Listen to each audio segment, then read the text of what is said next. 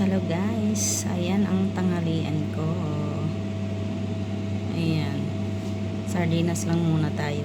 Nilagyan ko ng kamatis. Solve na guys. Hindi kasi ako nakatubong sa hindi ako nakapunta ng market guys. Kaya, ayan, sardinas lang din. At least isda pa rin yan. Ayan, masarap. Masarap-sarap. Ayan guys. Solve na ako dyan guys. Solve na ang tiyan namin dyan. Sarap. May kamatis sa sardinas. Ayan. Kamatis sa may sardines. Kain tayo guys. Kain tayo.